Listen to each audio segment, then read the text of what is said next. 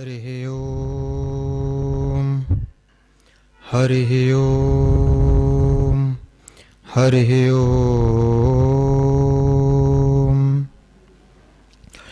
श्रीमन्महागणाधिपतये नमः। श्री सरस्वत्यै नमः।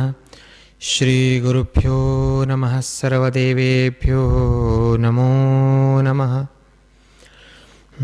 विनायकं गुरुं भानुं ब्रह्म विष्णु महेश्वरान् सरस्वती प्रणम्यादौ सर्वकार्यार्थसिद्धये आपदामपहरतारं दातारं सर्वसम्पदां लोकाभिरामं श्रीरामं भूयो भूयो नमाम्यहम्। वसुदेवसुतं देवं कंसचाणूरमर्दनं देवकी परमानन्दं कृष्णं वन्दे जगद्गुरुम्। अतुलितबलधामं हेमशैलाभदेहं दनुजवनकृशानं ज्ञानिनाम् अग्रगण्यं सकलगुणनिधानं वानराणामधीशं रघुपतिप्रियभक्तं वातजातं नमामि। शुकासारिखे पूर्णवैराग्यजाचे वसिष्ठा परिज्ञानयोगेश्वराचे कवी वाल्मीका सारिखा मान्य ऐसा नमस्कार माझा सद्गुरु रामदासा। जय जय रघुवीर जय जय रघुवीर।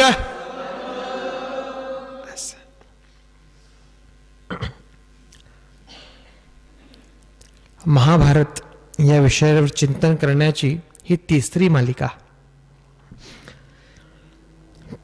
पहिल्या दिवशी आपण महाभारत ग्रंथावर चिंतन केलं।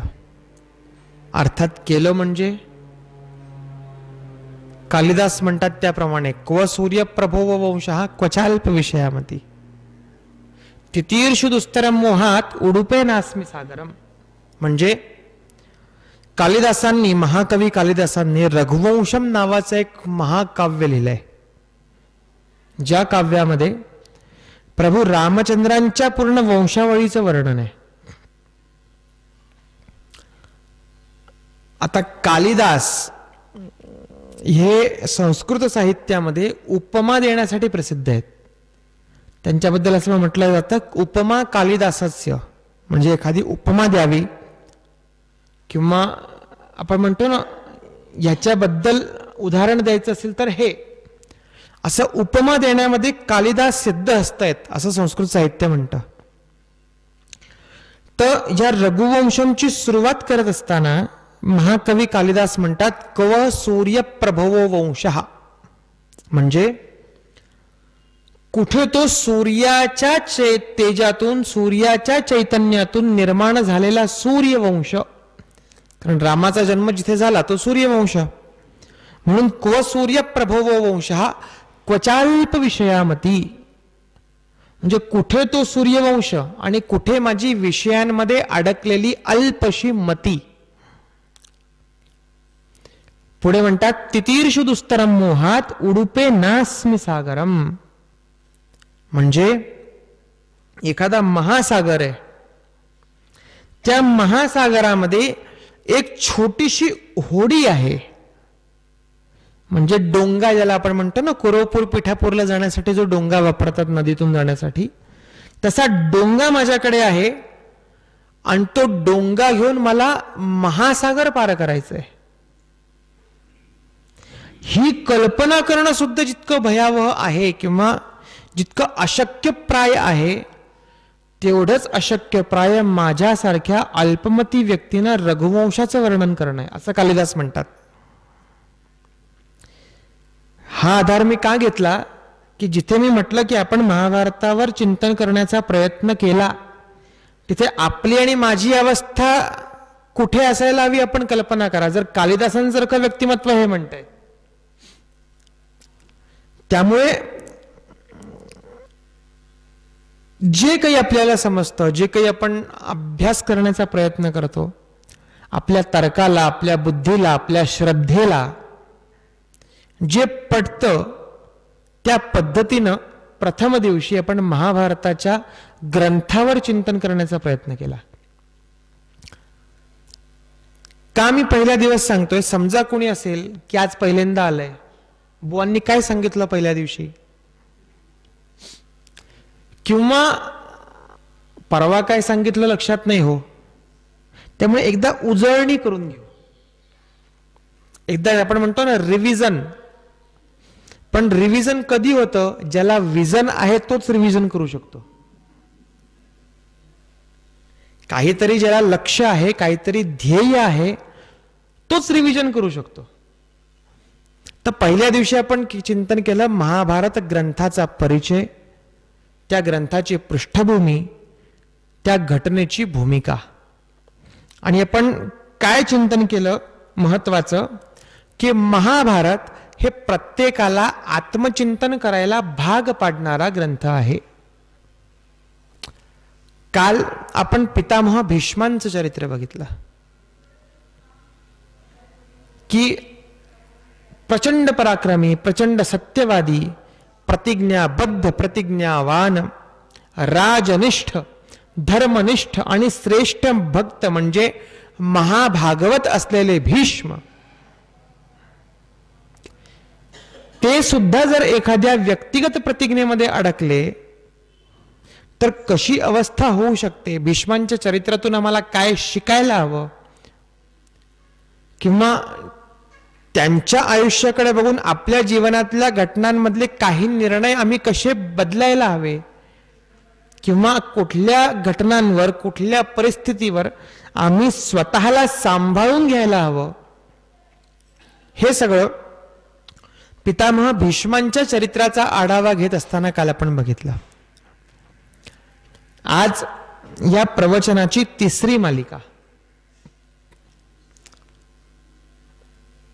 आजचं चरित्र कोणाचं? तर आजचं चरित्र या महाभारतामध्ये आलेल्या कुरुकुळामधल्या महाभागवत, महाप्राज्ञ, जो महामंत्री असून सुद्धा महात्मा नाभाविधानाने संबोधित झाला, असे महात्मा विदुर. समर्थांचे मनाचे श्लोक जेव्हा आपण वाचतो, त्या श्लोकामध्ये एक श्लोक येतो, कुठला?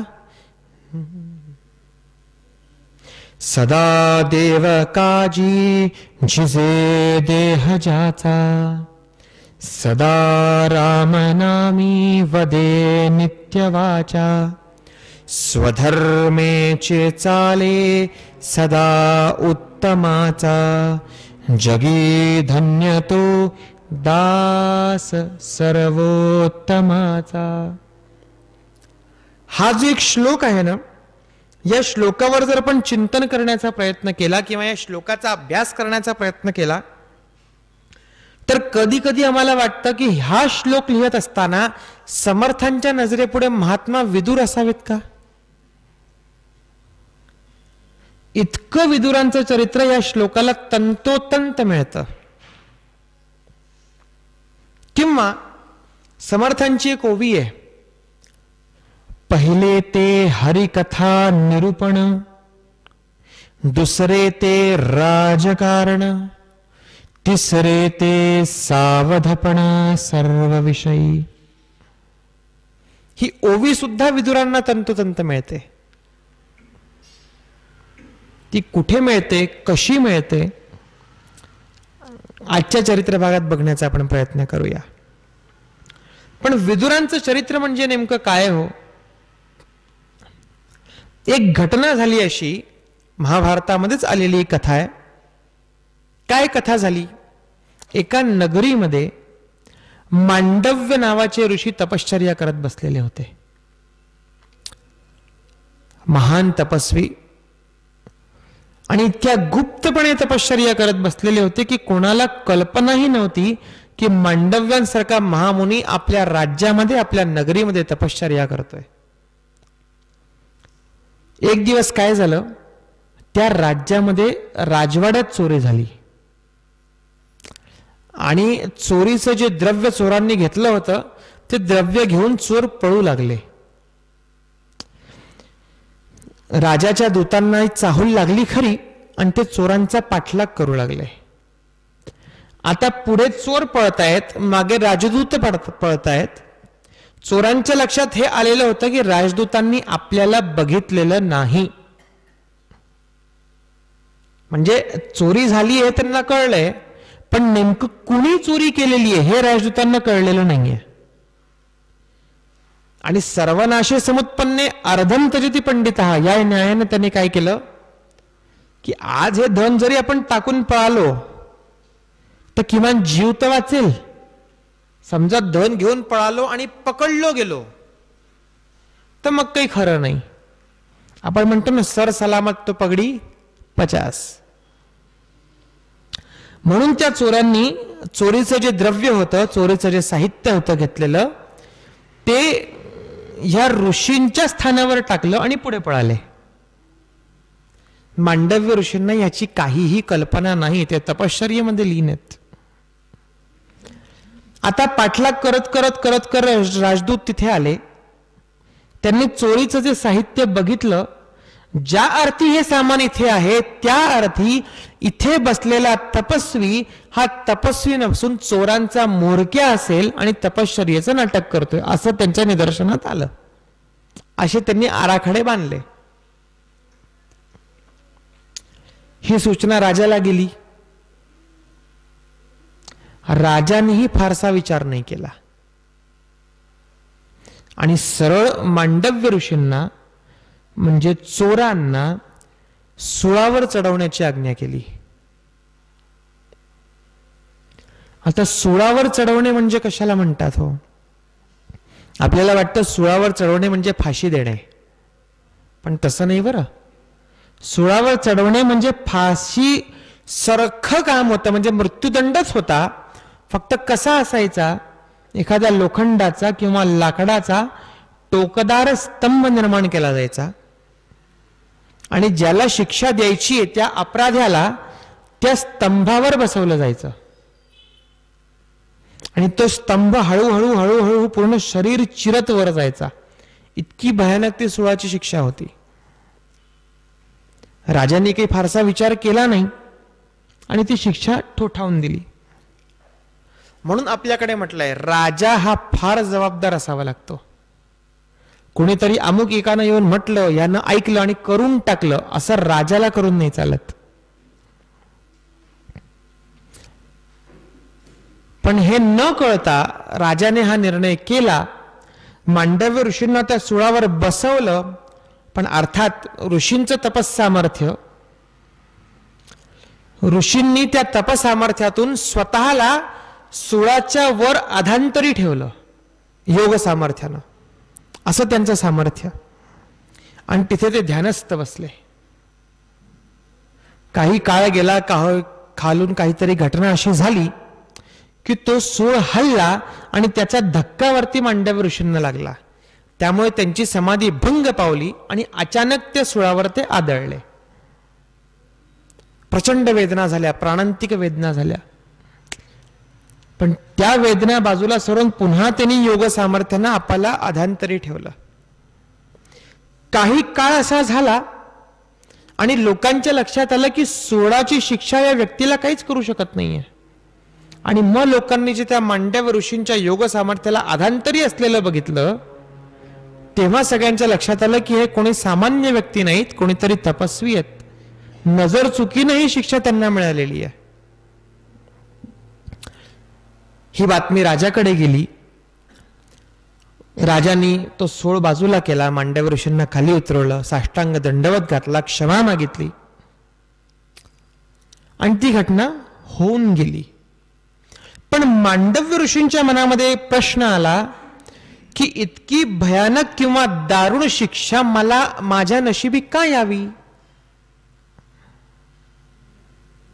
बघा बरं, प्रत्येक कर्माचं किंवा प्रत्येक फळ भोगत असताना आपल्या मनामध्ये हा विचार येतो का की आज जो मला अनुभव येतोय ते माझ्या कुठल्या कर्माचं फळ असेल? महाभारत हा कर्मसिद्धांताचा ग्रंथ आहे. तुमचं कुठलं कर्म तुम्हाला काय शिक्षा देऊ शकतं याचं मूर्तिमंत उदाहरण बघायचं असेल तर महाभारत बघावा. मांडव्य ऋषींच्या मनामध्ये हा विषय घोळत होता की अशी काय घटना झाली की मला अशी दारुण शिक्षा माझ्या नशिबी यावी. अर्थात तपोनिधी होते, तपश्रेष्ठ होते, योगी होते.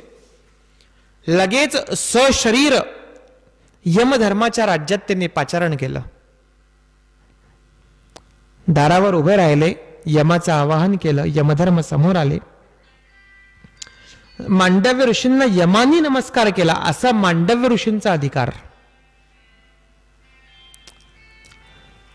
यमानं म्हणावं ऋषीवर आज्ञा करावी. ऋषींनी त्यांना घटना सांगितली की यमधर्मा, माझ्याबरोबर आज अशी अशी अमुक अमुक घटना झाली, मला फक्त एवढं सांग की माझ्या नशिबी हे भोग का आले. यमानं सांगितलं ऋषीवर, आपण लहान असताना म्हणजे आपली शैशव अवस्था असताना आपण एका किड्याला, जीवाला काटा बांधून त्याला रश्शी बांधून खेळ म्हणून उडवलं होतं. त्याच्यामुळे आपल्या नशिबी हे भोग झाले की त्या कीटकाला जी वेदना झाली असेल त्याचा अनुभव आपल्याला व्हावा म्हणून आपल्या नशिबी हे भोग आले. मांडव्य ऋषींनी म्हटलं, यमधर्मा, जे मी केलं ती माझी शैशव अवस्था होती. ते वय म्हणजे अजाणतेपणाचं असतं. तेव्हा विवेक येत नाही, बुद्धी येत नाही, किंवा आपल्या शास्त्राप्रमाणे पाप किंवा पुण्य हे कृतीवर नसून त्या कृतीच्या मागे दडलेल्या हेतूवर अवलंबून असतं. जसं काल आपला विषय झाला, मी सांगितलं, गोळ्या घालून समोरच्याला मारणे. एखादा अपराध्याने केलं तर तो गुन्हा. हेच काम पोलिसांनी केलं तर तो गुन्हा होतो का? कृती काय झाली? गोळ्या मारून, गोळ्या झाडून समोरच्याला मारणे. कृती एकच. अपराध्याने केलं तर तो गुन्हा, पोलिसांनी केलं तर ते योग्य, आवश्यक. उदाहरणार्थ, एक लहान मुलगा, लहान म्हणजे 10वी-11वीचा मुलगा, त्याला वाढदिवसाच्या दिवशी वडिलांनी मोबाईल आणून दिला. मला नवा मोबाईल मिळालाय, मी ट्युशनला घेऊन जाणार. त्या मुलानं मोबाईल खिशात घातला, तो ट्युशनला गेला. ट्युशन मध्ये आपल्या मित्रांना अगदी मला नवा मोबाईल मिळाला, असं झालं, तसं झालं, तसं झालं. त्या ट्युशनच्या मित्रांच्या मागे एक टवाळखोर पोरांची टोळी होती. ट्युशन संपली, हा मुलगा बाहेर पडला, त्या टवाळ पोरांनी याला घेरलं, त्याच्या 2 कानफडात मारला आणि मोबाईल छिनून घेतला. बघा बरं, कृतीकडे लक्षात ठेवा. कानफडात मारून मोबाईल छिनवून घेणे ही झाली कृती. रडत रडत, ओरडत ओरडत घरी आला. आई वडिलांचं फार प्रेम, वडिलांनी लगेच दुसरा मोबाईल घेऊन दिला. आजकालच्या पिढीत हे शक्य आहे. हे तर आमच्याकडे आमच्या वेळ असलेलं काढून घेतलं जायचं. असं काही झाल्यावर दुसरा मोबाईल दिला. दुसऱ्या दिवशी पुन्हा ट्युशनची वेळ झाली. यांनी म्हटलं आज पुन्हा मोबाईल घेऊन ट्युशनला जाईन. आता बघा बरं, कृती. आईनं 2 कानफडात मारले आणि मोबाईल काढून घेतला. कृती काय झाली? कानफटात मारून मोबाईल काढून घेणे. कुणाचं पुण्य आणि कुणाचं पाप? कृती एकच झाली. त्या कृतीच्या मागच्या हेतून ठरवलं की आईनं केलं ते योग्य केलं, मुलांनी केलं ते अयोग्य केलं. त्यामुळे पाप आणि पुण्य हे कृतीवर नसून हेतूवर असते, असं मांडव्य ऋषी यमाला म्हणाले. आणि म्हणाले, यमा, शैशव अवस्थामध्ये ती जी काही कृती माझ्या हातून घडली असेल त्या कृतीच्या मागे माझा काही हेतूच नव्हता. त्या कीटकाला काय वेदना झाल्या, त्या कीटकाचं काय झालं हे मला कळतच नव्हतं. बुद्धीच प्राप्त झाली नव्हती, तेवढा विवेकच नव्हता. आणि तरीही तू इतकी दारुण शिक्षा माझ्या नशिबी लावलीस. याचं कारण काय? याचं कारण असं की तुला मनुष्य योनीचा अनुभव नाही. बघा बरं, ऋषी मुनी जेव्हा एखादी घटना किंवा कृती करत असतात त्या कृतीच्या मागे फार मोठा उद्देश असतो. आणि मग मांडव्य ऋषींनी यमाला श्राप दिला की यमधर्मा, इतकी दारुण शिक्षा तू माझा कुठलाही हेतू नसताना जर मला दिलीयस, त्यामुळे आता तू पृथ्वी तलावर जाऊन एका मनुष्य जन्माचा अनुभव घे, म्हणजे तुला कळेल की कुठल्या वयाच्या हेतूमध्ये पाप आणि पुण्याचा हिशोब करायचा असतो. कारण आपण म्हणतो ना, जावे त्याच्या वंशात तेव्हा कळे. एखाद्या मनुष्याचा अनुभव जर तू घेतलास, जीवनाचा अनुभव घेतलास, तर तुला कळेल की शैशव अवस्थेमध्ये बालक अजाण असताना त्याच्या पाप पुण्याचा हिशोब करू नये. कारण त्याला तो विवेकच नाहीये, त्याला ती बुद्धीच नाहीये, कसं वागायचंय, काय करायचंय, काय नाही करायचंय. आपल्याला वाटतं की स्वतःला जी शिक्षा झाली त्याचा मोबदला म्हणून म्हणा, किंवा त्याची परतफेड म्हणून म्हणा, किंवा त्याची असूया म्हणून म्हणा, ऋषींनी श्राप दिला. पण तसं नाही बरं. ऋषी मुनींचा श्राप सुद्धा जगाच्या कल्याणासाठी असतो. की जे भोग अजाणतेपणी घडलेल्या कृतीमुळे माझ्या नशिबी आले ते इतर कोणाच्या नशिबी येऊ नये, याच्यासाठी काय आवश्यक आहे की यमानी मनुष्य जन्माचा अनुभव घ्यावा. म्हणून ऋषींनी श्राप दिला. मी ही कथा आपल्याला का सांगितली की हा श्राप दिल्यानंतर यमधर्माचा मनुष्य रूपातला जो जन्म झाला तो जन्म म्हणजे महात्मा विदुर. आपल्याला वाटतं बघा, महाभारत हे श्राप आणि वरदानांमध्ये फार फिरतं. काल भीष्मांचा जन्म सुद्धा आपण असा बघितला होता. आज विदुरांचा जन्मही असाच झाला. कसा झाला? अंबिकेच्या दासीच्या पोटी झाला. महर्षी वेदव्यासांच्या तेजानी अंबिकेच्या दासीच्या पोटी. पुन्हा तिच्या मनात काय होतं? एक महात्मा, एक ऋषी यांची सेवा करण्याची मला संधी मिळते. ती पूर्ण श्रद्धेनं, पूर्ण भक्तीनं त्यांना शरणागत झाली. आणि त्या भक्तीमुळे, त्या सात्विकतेमुळे महात्मा विदुरांचा जन्म झालाय. विदुर हा शब्द विद धातून बनलाय. विद म्हणजे जाणणे, जाणून घेणे. विद म्हणजे ज्ञान होणे. ज्या विद धातूने वेद बनलेत. वेदांचा मूळ शब्द पण विद असा आहे. विद म्हणजे जाणणे. याच विद शब्दातून विदुर नाम त्याला पडलेलं आहे. म्हणजे ज्यांना जाण आहे, ज्यांना ज्ञान आहे, ज्यांना नीती कळते, ज्यांना सत्य कळतं, असे महात्मा विदुर. कोण होते हो? म्हणायला गेलं तर धृतराष्ट्र आणि पंडूंचे बंधू, आणि असं म्हणायला गेलं तर दासीपुत्र. पण विदुरांची शिक्षा दीक्षा ही धृतराष्ट्र आणि पंडूंच्या सोबतच झाली. बघा बरं, इथे नमूद करावंसं असं वाटतं की कोण म्हणतं त्या काळामध्ये अंत्यजांना शिक्षा नव्हती म्हणून? विदुर जरी धृतराष्ट्र आणि पंडूंचे बंधू होते, पण यातीनं काय होते? दास. त्यामुळे आपल्याकडे इतके वर्ष जो विषय सुरू होता की सवर्ण लोक इतरांना शिकू देत नव्हते, त्यांना शिक्षा घेऊ देत नव्हते, विज्ञान, वेद, शिक्षण हे अमुक एका जातीनं स्वतःमध्ये बांधून ठेवलेलं होतं, त्या सगळ्याचं खंडन करणारी ही घटना आहे की दासीपुत्र असून सुद्धा विदुरांना साक्षात पितामह भीष्मांनी राजनीती शिकवली आहे. ज्या गुरुकुलामध्ये धृतराष्ट्र आणि पंडू शिकलेत, त्याच गुरुकुलामध्ये विदुर शिकलेत.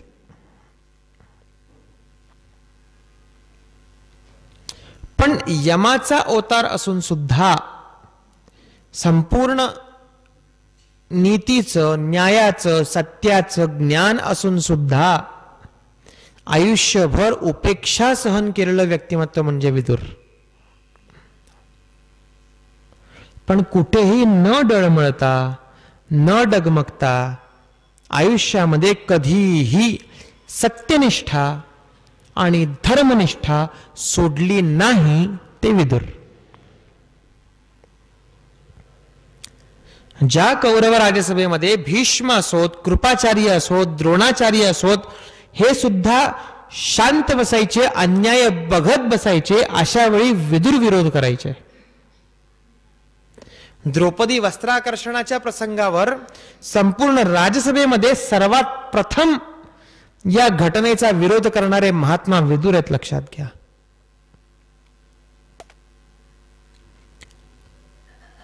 पुढच्या काळामध्ये जेव्हा मोठे झाले तेव्हा पंडू आणि धृतराष्ट्र यांनी विदुरांना स्वतःचं मंत्री म्हणून नियुक्त केलं. मंत्री म्हणा, अमात्य म्हणा, पण महामंत्री नियुक्त केलं. प्रत्येक राजाकडे त्या काळामध्ये किंबहुना आजही काही मंत्री असतात, सल्लागार, ज्यांच्या सल्ल्यानं राजा काम करायचा. आपण आजकाल त्याला थिंक टँक असं म्हणतो.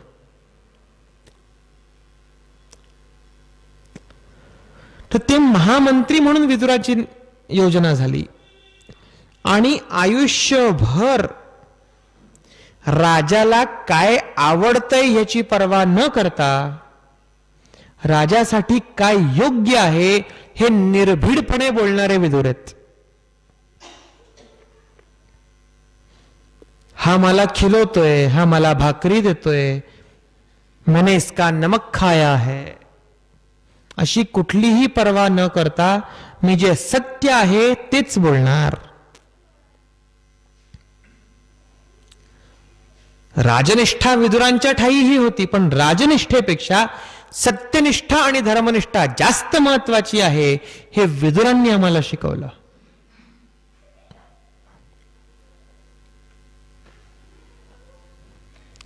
विदुरांचं चरित्र सर्वात पहिले महाभारतामध्ये योग्य पद्धतीने उलगडतं ते म्हणजे लाक्षागृहाच्या घटनेमध्ये. मी म्हटलं ना, पहिला श्लोक आणि दुसरे काय, पहिले ते हरिकथा निरूपण, दुसरे ते राजकारण, तिसरे ते सावधपण सर्व विषयी. आता बघा बरं, धृतराष्ट्राचा विदुर सुद्धा महामंत्री आहे आणि कणिक सुद्धा महामंत्री आहे.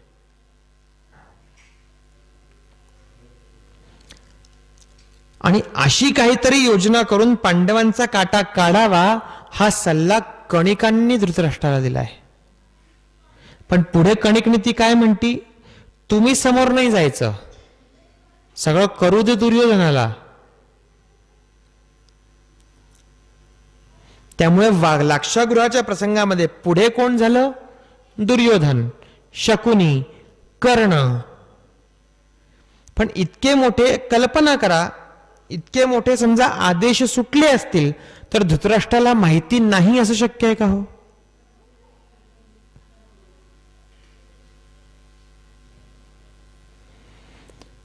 आणि इतकी गुप्त बातमी याविषयी होती, पण हे तरीही विदुरांना कळलं. याला म्हणतात सावधपण. आपल्या मनामध्ये भक्तांची एक व्याख्या असते की भक्त कशाला म्हणतात, जे फार साधेत, ज्यांना जगाशी काही घेणदेण नाही, मी आणि भगवंत याच्यामध्ये जे सतत तल्लीन आहेत. ते आत्ता कुठलं ते गाणं आलंय ना, ते भोला भालाचा सीधा साधा, तर तशी आपल्याला आपल्या मनामध्ये एक भक्ताची कल्पना असते की भक्त म्हणजे अगदी मनानं वृत्तीनं दरिद्री अवस्था, गबाळी अवस्था, ज्याला काही कळत नाही, मी बरा माझा भगवंत बरा. पण भक्ताच्या या व्याख्येला विदुर खंडित करतात. लक्षात घ्या, विदुर भक्त आहेत, भगवान गोपालकृष्णाचे अनन्य भक्त आहेत, पण कुठेही राजकारणात कमी पडत नाहीयेत, कुठेही राज्य व्यवस्थेत कमी पडत नाहीयेत, कुठेही सावधपणामध्ये कमी पडत नाहीयेत. काय प्रसंग झाला हो लाक्षागृहाचा. दुर्योधनानी, कर्ण, शकुनी इत्यादी यांच्या सल्ल्यानी आणि कुठेतरी धृतराष्ट्राच्या पाठिंब्याने हस्तिनापुराजवळ असलेल्या वारणावत नावाच्या नगरीमध्ये एक लाक्षागृहाची निर्मिती केली. हे लाक्षागृह म्हणजे काय? म्हणजे लाखेचं घर. लाख हे प्रचंड ज्वालाग्रही असतो.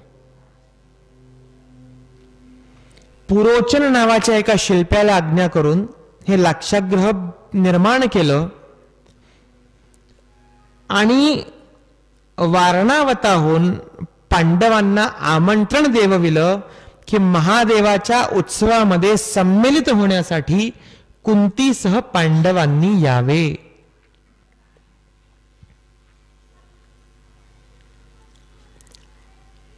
आता बघा, भक्ताचा सावधपणा कसा असतो. हा इतका गुप्त कट होता की भीष्म द्रोणाचार्यांसारख्या विद्वानांना सुद्धा हा कट कळला नाही. पण विदुरांच्या लक्षात आलं होतं की काहीतरी काळबेरं आहे. आपण ज्याला म्हणतो ना, जब कभी कभी ज्यादा प्यार दिखाया जाए तो समझ जाओ कुछ गडबड है, तशी अवस्था होती. आजकालची अवस्था कशी असते, आपण म्हणतो जास्त प्रेमाने वागला की काहीतरी आत वेगळं दडलेलं आहे, ज्याला आपण म्हणतो विषकुंभम पयोमुखम. म्हणजे एक कळशी भरून विष आहे आणि त्याच्या तोंडाशी दूध आहे. दिसताना दूध दिसतं, खाली विष आहे.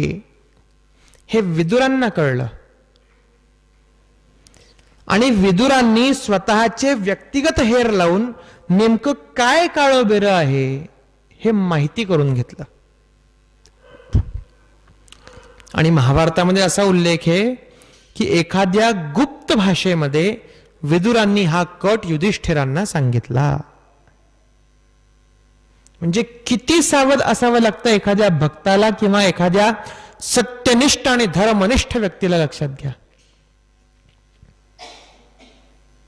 आपली कल्पना बरोबर उलटी असते. भक्त झाला म्हणजे तुला काय करायचं, आता तू भक्त आहेस. देशात काय चाललंय, समाजात काय चाललंय, जगात काय चाललंय, तुला त्याच्याशी काही घेणं देणं नाही. तू सकाळी उठ देवाचं नाव घे. आपल्याला भक्ताची व्याख्या हीच माहिती आहे. पण मुळात कोणीही असा भक्त नसतो किंवा नसावा. समर्थ भक्त नव्हते का हो? पण का ते म्हणाले अखंड सावधान असावे?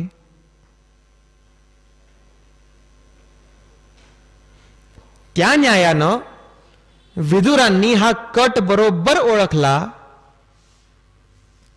आणि युधिष्ठिराला गुप्त भाषेत सांगितलं आणि स्वतःच्या शिल्प्याकडून त्या लाक्षागृहाच्या तळघरातून एखाद्या नदीकाठी निघता येईल इतकं मोठं भुयार खणवलं.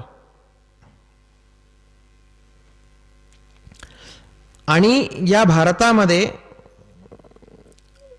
विदुरांची नीती फार प्रसिद्ध आहे. असं म्हटलं जातं की भारतामध्ये राजकारणातल्या नीतींपैकी दोन फार महत्वाचे आहेत. एक विदुर आणि दुसरे आर्य चाणक्य. विदुरांनी युधिष्ठिराला काय उपदेश केला? युधिष्ठिरा, जेव्हा एखाद्या वनामध्ये एखाद्या जंगलामध्ये आग लागते तेव्हा सगळं जळून भस्म होतं. आता बोलताना विदुर नीती बोलतायत, पण त्याच्यामधला कुठला अर्थ आहे हे युधिष्ठिराने समजायचंय. आता बघा, मी म्हटलं होतं महाभारतात प्रत्येक घटनेचं साम्य आढळतं. ही घटना आम्हाला कुठे मिळते? विवेके करावे कार्य साधन, जाणार नरतनु हे जाणून. अफजल खान वधाच्या वेळी समर्थांचं पत्र सांगताना काय नीतीचा उपदेश आहे, पण त्याच्यातला संदेश काय हे महाराजांनी ओळखायचंय. हे महाराजांनी ओळखलं म्हणून अफजल खानाचं युद्ध जिंकता आलं. काय पत्र होतं? विवेके करावे कार्य साधन, जाणार नरतनु हे जाणून, पुढील भविष्यार्थी मन रहाटो चिनेदी. कुणीही हे पत्र वाचेल तर त्याला वाटेल आध्यात्मिक उपदेश आहे, पण त्या प्रत्येक पत्राच्या प्रत्येक चरणाचं पहिलं अक्षर घ्यायचं. विवेके करावे कार्य साधन याचा घ्यायचा वी, जाणार नर्तनु हे जाणून याचं अक्षर घ्यायचं जा, पुढील भविष्यार्थी मन पू रहाटो चिनेदी र विजापूर. चालो नये असन्मार्गीचा, सत्यता बाणाव्या अंगी स. सत्यता बाणाव्या अंगी, रघुवीर कृपा ते प्रसंगी र. दास महात्म्य वाढवी दा, रजनीनाथ आणि दिनकर र. नित्य नेमे करीती संचार, नि घालिता ती येर झार घा. लाविले भ्रवण जगदीशे ला, विजापूरचा सरदार निघाला. आदि माया मूळ भवानी आ, हेची जाणावी स्वामिनी हे. पत्र आध्यात्मिक आहे, पण पहिलं अक्षर घेतलं तर काय मेसेज येतो? विजापूरचा सरदार निघाला आहे. एकांती विवंचना करोनी इष्ट योजना करा. तसंच विदुरांनी काय केलं? विदुरांनी युधिष्ठिराला सांगितलं, युधिष्ठिरा माझी एक नीती ऐकून जा. काय नीती?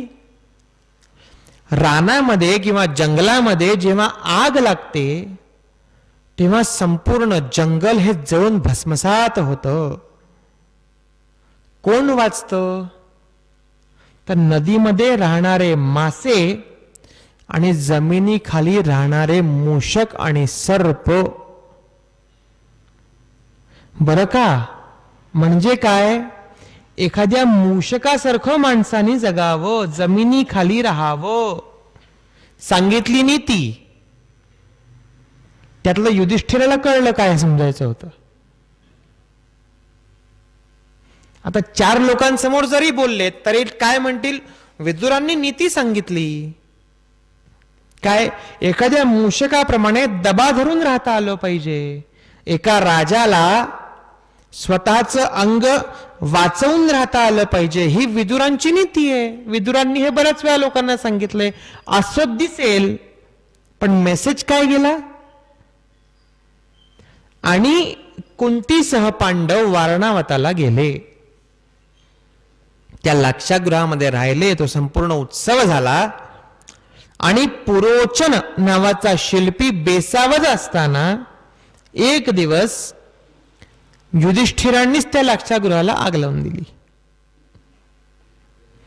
आणि बरोबर ते जे भुयारी मार्ग होता त्या भुयारी मार्गातून पाचही पांडव पसार झाले. कुणामुळे? विदुरांमुळे. बघा, भक्त म्हणून किती सावध असावं लागतं. आता म्हणायला काय, विदुर हे हस्तिनापुराचे महामंत्री आहेत, त्यामुळे राजनिष्ठा जर धरली तर त्याने राजद्रोह केलाय. पण राजनिष्ठेपेक्षा सत्यनिष्ठा महत्वाची हे विदुरांना कळतंय. पांडवांची बाजू धर्माची आहे, पांडवांची बाजू न्यायाची आहे.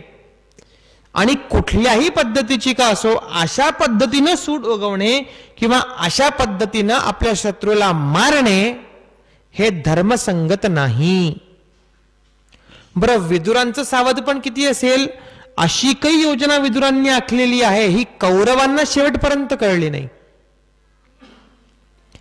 म्हणजे समोरच्याच्या गुप्त बातम्या काढणे आणि आपल्याकडील बातम्या गुप्त ठेवणे इतकं सावध पण नक्कीच विदुरांच्या ठाई होतं. आणि त्या अग्नीमध्ये पुरोचनही जळून खाक झाला. त्यामुळे नेमकी आग कुणी लावली हे सांगायला परत कधीच कोणी आलं नाही. आणि दुर्दैवानी त्या लाक्षागृहामध्ये 5 युवक म्हणजे 5 भिल्ल आणि 1 भिल्ल स्त्री असे जळून खाक झाले. दिसताना लोकांना काय सापडलं? 5 पुरुषांचा सांगाडा आणि 1 स्त्रीचा सांगाडा. ज्या अर्थी असं सापडलं आहे त्या अर्थी पांडव आणि कुंती लाक्षागृहात जळून खाक झाले अशी सगळ्यांची समज झाली. आणि पूर्ण हस्तिनापुरावर शोककळा पसरली. कुठे? नगरात. दाखवण्यासाठी धृतराष्ट्र दुर्योधनादी सर्व वरवर दाखवत होते शोकाकुल आहेत म्हणून, पण मनामध्ये आनंदाच्या उकळ्या फुटत होत्या.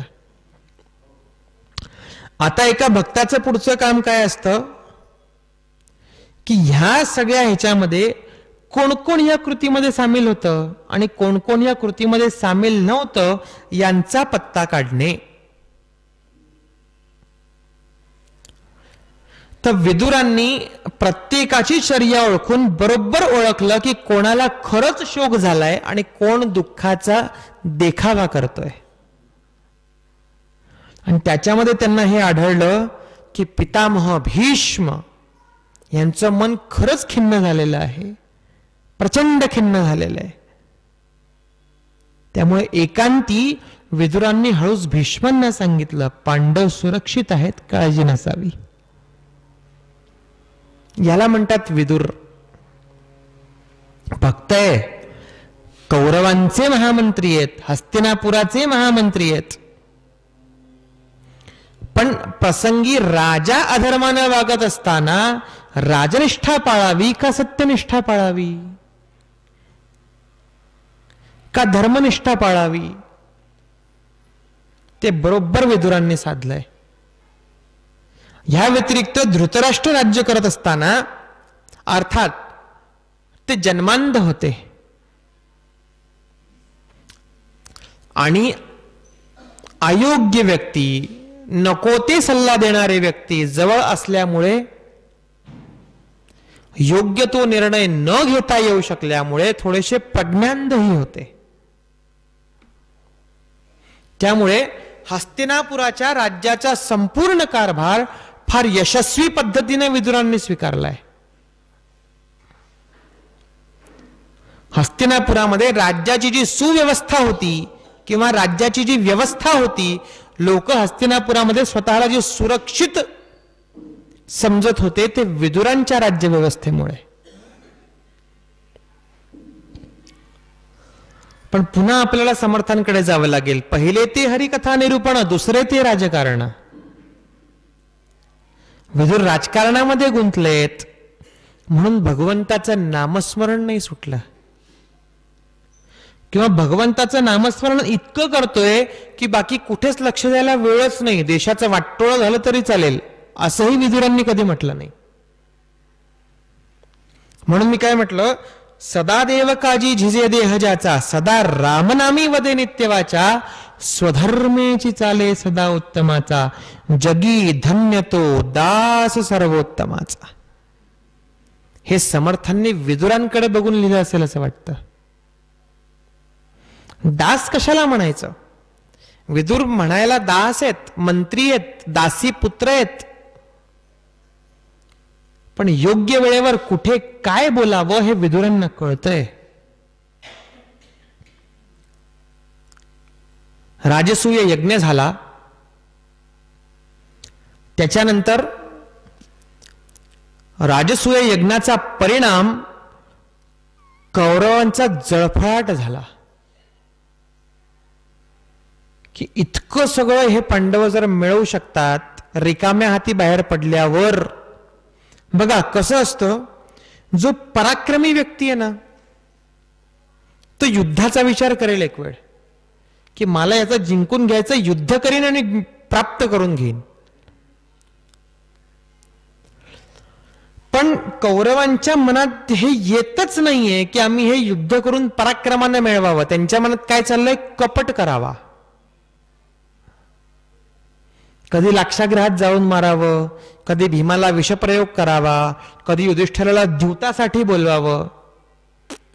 ज्याच्या मनात कपट येतो ना किंवा सामर्थ्यानं प्राप्त करून घेता येणार नाही म्हणून लुबाडून घ्यावं अशी वृत्ती ज्याला येते, तिथंच सिद्ध होतं की कौरव पांडवांपेक्षा कमी पराक्रमी होते.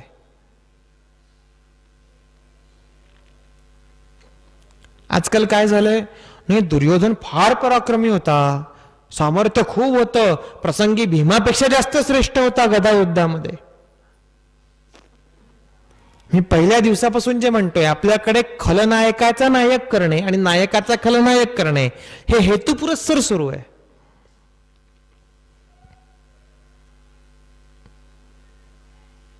त्याच्यानंतर आपण म्हणतो कर्ण हा अर्जुनापेक्षा श्रेष्ठ होता युद्धामध्ये, धनुर्विद्येमध्ये. अर्जुनाला वाव मिळाला, कर्णाला नाही मिळाला म्हणून कर्ण मागे राहिला.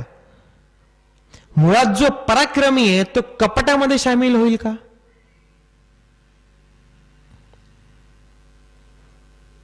ज्याला माहिती आहे की मी युद्ध करून हे प्राप्त करू शकतो, तो लुबाडायच्या मागे कशाला लागेल? आणि महाभारतामध्ये हे लिहिलेलं आहे की प्रत्येक कपटाच्या मागे कर्ण होता. लाक्षागृहाच्या वेळेसही कर्ण होता, द्यूत क्रीडेच्या वेळेसही कर्ण होता.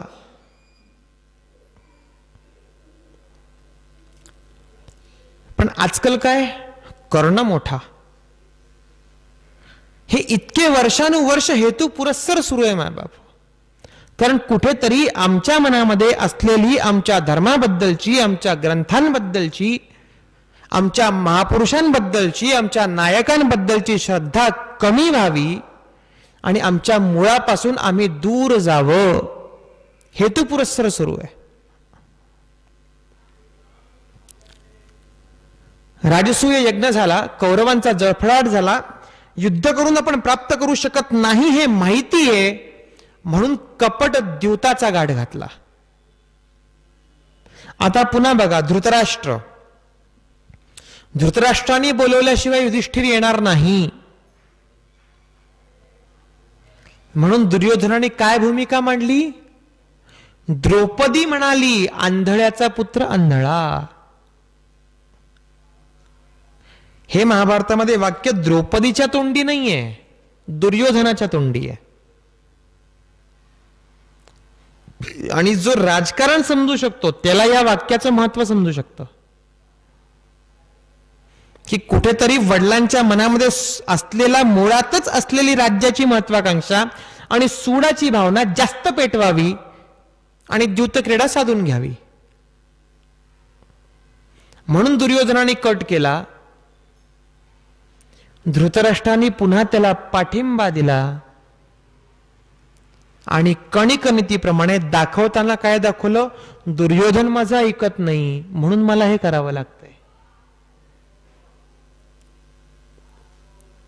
बघा कशी घटना चालते. आपण व्यवस्थित चिंतन करून किंवा म्हणतो ना डोळसपणे जर घटनांकडे बघितलं तर आपल्या त्या घटनेमागचं मर्म आपोआप कळायला लागतं.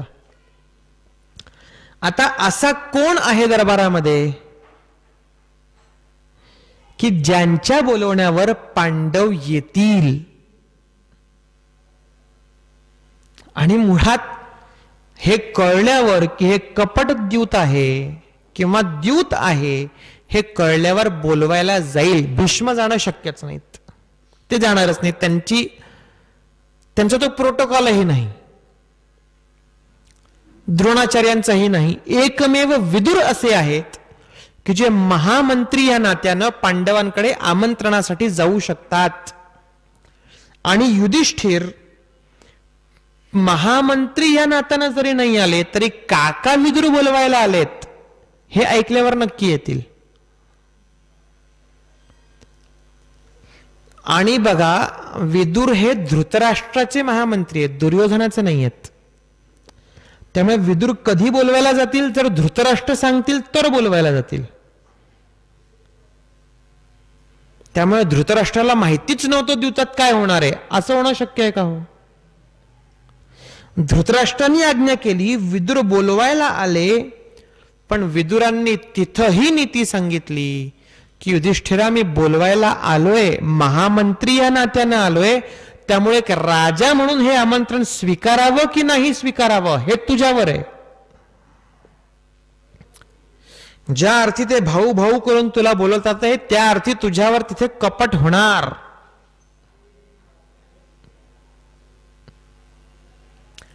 पण हाच फरक दिसतो, विदुर हे सावध भक्त आहेत, सावध धर्मनिष्ठ आहेत, आणि युधिष्ठिर धर्मनिष्ठ आहेत.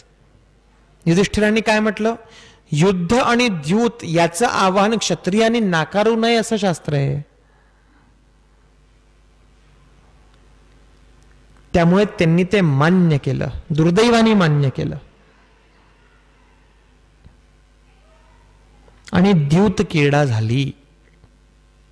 जो व्हायचा तो कपटही झाला, संपूर्ण पांडवपणाला लागले. बघा, इथे सुद्धा युधिष्ठिर उठू शकत होते, पण काय,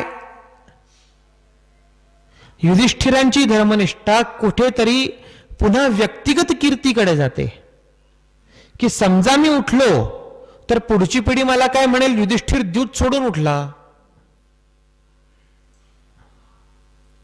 आणि इथे समजा कृष्ण असते तर काय केलं असतं? मला माझ्या भावांना वाचवायचंय, मला माझं राज्य वाचवायचंय, मला माझी पत्नी वाचवायची, खड्ड्यात गेली कीर्ती. त्यामुळे काल मी जे बोललो, महाभारत हे समष्टी व्यवहार की व्यक्तिगत व्यवहार ह्यामधलं द्वंद्व आहे. द्यूत झाला, युधिष्ठिरांनी स्वतःला पणाला लावलं आणि मग द्रौपदीला पणाला लावलं. आणि जेव्हा दुःशासनाने केश धरून द्रौपदीला फरफटत राजसभेत आणलं, त्या प्रसंगी फक्त आणि फक्त विदुर बोललेत. अर्थात विदुरांना हे माहिती आहे की माझ्या बोलण्याला कोणीच किंमत देणार नाहीये. ज्या राज्यसभेमध्ये ही घटना होत असताना पितामह भीष्म बसलेलेत, आचार्य द्रोण बसलेलेत, गुरु कृपाचार्य बसलेलेत, त्यापैकी कोणीही बोलत नाहीये, कोणीही बोलण्याचं धाडस करत नाहीये. तर जिथे ह्यांच्या बोलण्याला किंमत नाहीये तिथे माझ्या बोलण्याला काय किंमत असणार आहे? पण तरीही विदुर बोललेत. आणि काय बोललेत? विदुरांनी तिथे नीतीही सांगितली आहे आणि प्रचंड पद्धतीने धृतराष्ट्र आणि दुर्योधनाची भर्त्सनाही केलेली आहे.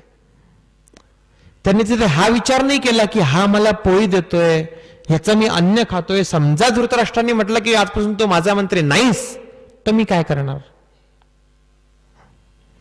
सत्याच्या मागे, धर्माच्या मागे भक्कमपणे उभं राहणं हे आम्ही विदुरांकडून शिकावं. अनेक वर्ष आमच्या मनामध्ये, इतिहासामध्ये काय कल्पना होती? दिल्लीश्वरोवा जगदीश्वरोवा. आपल्याकडे धर्मशास्त्रामध्ये सांगितलेलं आहे की राजा हा भगवंताचं रूप आहे असं मानून चालावं.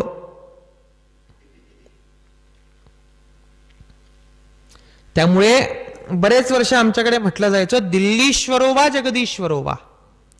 म्हणजे जो दिल्लीश्वर आहे, म्हणजे जो दिल्लीवर बसला आहे, दिल्लीच्या राजसिंहासनावर जो बसला आहे, तो कसाही असला किंवा कसाही असला तरीही तर जगदीश्वर म्हणून आपण पूजा करायचं. म्हणून इतके वर्ष नको त्या लोकांच्या ठाई निष्ठा व्हायची वेळ आली. कारण यावनी आक्रमण झाल्यावर 300-400 वर्ष आमच्या मनात काय, दिल्लीवर बसलाय म्हणजे ईश्वराचा अवतार आहे, त्याला विरोध नाही करायचा. मग त्यांनी काहीही केलं तरी विरोध नाही करायचा.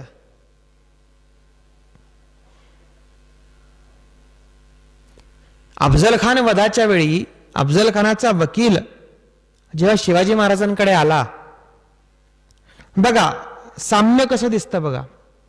शिवाजी महाराजांकडे आले कोण? कृष्णाजी भास्कर, कृष्णाजी पंत कुलकर्णी महाराजांकडे आले प्रतापगडावर. महाराजांनी सरळ त्यांना देवीच्या देवळात उभा केला. कृष्णाजी खरं सांगा काय आहे? कृष्णाजीनं काय म्हणावं? राजे आम्ही त्यांचं मीठ खाल्लंय हो, आमची स्वामीनिष्ठा आहे, आम्ही खोटं बोलू शकत नाही. आणि तिथे शिवाजी महाराज म्हणतात, त्यांच्या तोंडी एक वाक्य घातलेलं आहे, स्वामीचा शिकवा अर्थ भक्तीच्या आधी शिशुला. स्वामी भक्ती शिकवावी, पण स्वामी कुणाला म्हणावं हे आधी शिकवावं. आपल्या निष्ठा कुणाच्या पायाशी व्हाव्या हे कळलं पाहिजे. आमच्या भारतामध्ये काय अवस्था असती, खूप निष्ठावान लोक आहेत, पण कुणाबद्दल निष्ठा ठेवावी हेच कळत नाही. म्हणून सावरकर, स्वातंत्र्यवीर सावरकर जेव्हा बाजीप्रभू देशपांड्यांचा पोवाडा लिहितात, त्या पोवाड्यामध्ये त्यांनी एक वाक्य घातलंय, मुद्दाम त्या काळातल्या भारतीयांना कळावं म्हणून घातलंय, की शिवाजी राजे जेव्हा बाजीप्रभूंना आपल्याकडे वळवायला गेले तेव्हा बाजीप्रभूंनी काय म्हटलं, राजे आम्ही त्यांची भाकरी खातो, मग त्यांची चाकरी का करू नये? तो अन्नदाता आहे, तो दिल्लीश्वर आहे, तो आम्हाला पैसा देतो, तो आम्हाला भाकरी देतो, असं बाजीप्रभू म्हणाले. आणि त्याच्यावर शिवाजी महाराजांनी काय उत्तर दिलंय हे सावरकरांनी पोवाड्यात बांधलंय. काय म्हणतात? कवणाची भाकरी बंधू हो, चाकरी कवणाची, भाकर दे भूमाता, चाकरी तिच्या घातकाची. महाराज म्हणतात मनातून हे काढून टाका की भाकरी देणारा, अन्न देणारा तो आहे. भाकरी आमची भूमाता देते, भाकरी आमची मातृभूमी देते, आमचा भारत देश आम्हाला भाकरी देतो, आणि आम्ही त्या भाकरी पायी कुणाच्या पायी निष्ठा वाहतो? जे आमच्या भारताचे शत्रू आहेत त्यांच्या पायी निष्ठा वाहतो. गेल्या अनेक वर्ष आपण काय केलं हो? अमुक एका व्यक्तीमुळे आम्हाला स्वातंत्र्य मिळालं अशी मनामध्ये भावना असल्यामुळे त्या नावाचा कुणीही त्या गादीवर जाऊन बसला तरी नाही, बरोबर असेल, बरं यांनीच आम्हाला स्वातंत्र्य दिलंय, मी नाव घेत नाही, सोगण्याचे अधिक सांगणे न लगे. मग ते नाव लावून कुठल्याही धर्माचा, कुठल्याही पंथाचा, कुठल्याही हेतूचा, ज्याला स्वतःचा धर्म माहितीच नाही असाही व्यक्ती जरी येऊन बसला तरी आम्ही काय नाही नाही, यांच्या नावामुळेच तर स्वातंत्र्य आलंय. म्हणजे किती आमच्या मनामध्ये काही काही धर्मात असलेल्या, शास्त्रात असलेल्या गोष्टींचेच गैरसमज पसरवलेत बघा. पण जेव्हा आम्ही विदुर चरित्र बघतो तेव्हा आम्हाला कळतं की निष्ठा असाव्या, पण कशा असाव्या या विदुरांकडून शिकावं. की इथे विदुरांचा अन्नदाता धृतराष्ट्र आहे, विदुराची राजनिष्ठा ही हस्तिनापुर राज्याशी आहे, पण तरीही विदुर धृतराष्ट्राची भर्त्सना करतात संपूर्ण राजदरबारात, दुर्योधनाला बोल लावतात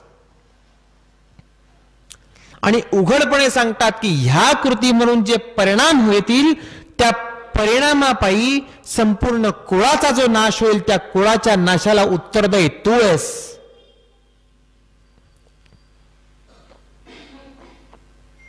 का? कारण राजनिष्ठेपेक्षा धर्मनिष्ठा जास्त महत्वाची आहे. फार महत्वाचा विषय ठरतो मायबापू अशा वेळी. हा आम्हाला कळलं पाहिजे कोणाच्या पायी निष्ठा व्हायची आहे.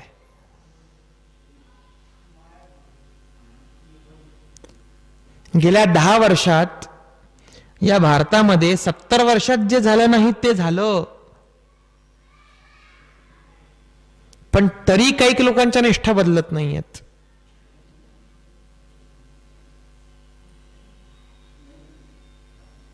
आपण कल्पना करू शकत होतो का की महाकुंभ सारख्या गोष्टीला इतकं कव्हरेज जगात मिळू शकतं कधी? आपण लहान असताना अयोध्येच्या राम मंदिराची जी घटना झालेली आहे 6 डिसेंबरची, किंवा 1988 1990 मध्ये जी कारसेवा झाली आहे, ती कारसेवा घडत असताना आपण स्वतः बघितलीये. त्यावेळी आपल्या मनात तरी विचार आला होता का की राम मंदिर इतक्या लवकर उभं राहू शकतं म्हणून? पण झालं का? योग्य व्यक्ती तिथे बसला म्हणून झालं. नाही तर कल्पना करा ना. हो, कोर्ट तेच, संविधान तेच, लढणारे लोक तेच, वकील तेच, जागा तीच, एक व्यक्ती बदलला आणि निर्णय बदलला.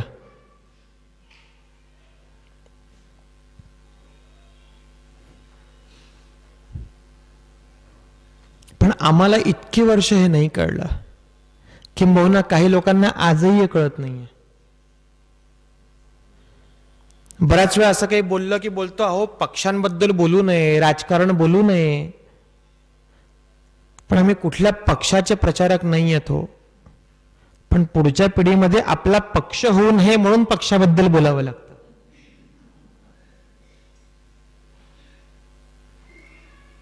नाही तर आपल्या पुढच्या पिढींना आपला पक्ष करता यावा आणि ते हिंदू राहावेत म्हणून तरी बोलावं लागतं. नाही तर एका अण्णावानी या भारताचं किती वाटोळं केल्याचं ठरवलेलं असेल, एकदा इतिहास बघावा आणि उघडून बघावा आणि आपल्याला कळेल. का? कारण आम्हाला निष्ठेची पद्धतच नाही कळली.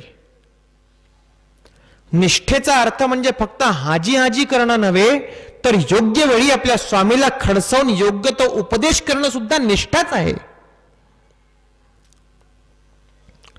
विदुरांची नीती सांगते धृतराष्ट्राला, राजन तुला आवडेल असं बोलणारे बरेच मिळतील, तुला प्रिय असेल असं बोलणारे बरेच भेटतील, तुला आनंद व्हावा, तुला छान वाटावं, तुझं मन प्रसन्न व्हावं हे बोलणारे बरेच मिळतील. पण जे कटू आहे, जे तुझ्यासाठी पथ्यकारक आहे, जे सत्य आहे ते बोलणारे कमी आहेत. त्यांचा आदर करणं शिक.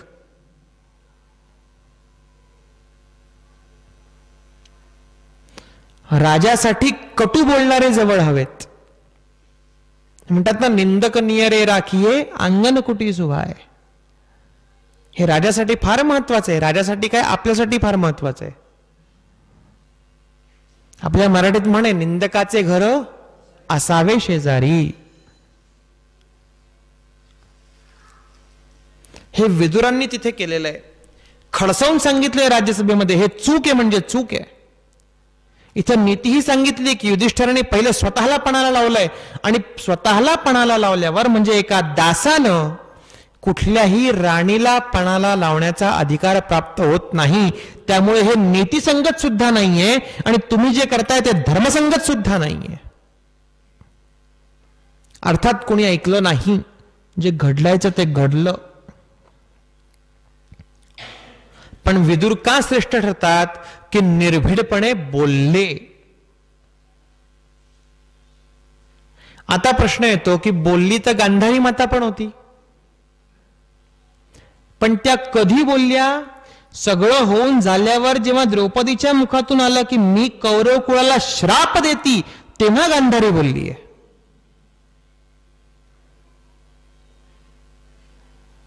तवर नाही गांधारी बोलली.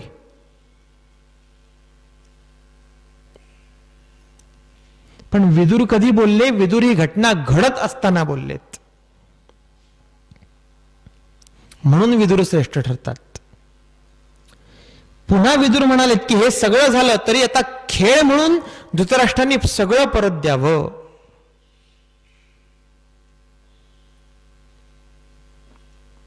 बघा नीती कशी चालते.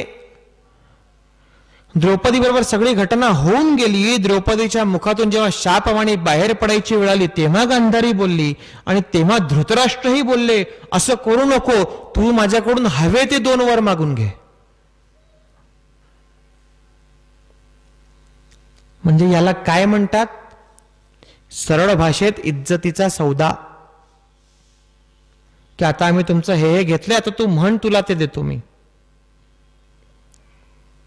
आणि बोलताना धृतराष्ट्र कसं बोलले, माझ्या मनात बिलकुल नव्हतं असं घडावं, पण तरी घडलं, आता तू मागून घे. शक्य आहे का हो, जो बुंदो से गई वो हदों से आती है. पण तरीही इथे आम्हाला द्रौपदीचा पराक्रम किंवा द्रौपदीचा स्वाभिमान दिसतो. ती काय मागते, माझ्या पतींची मुक्तता आणि त्यांचे शस्त्र राज्यता मी हजारो बनवून घेऊ. याला म्हणतात पराक्रम.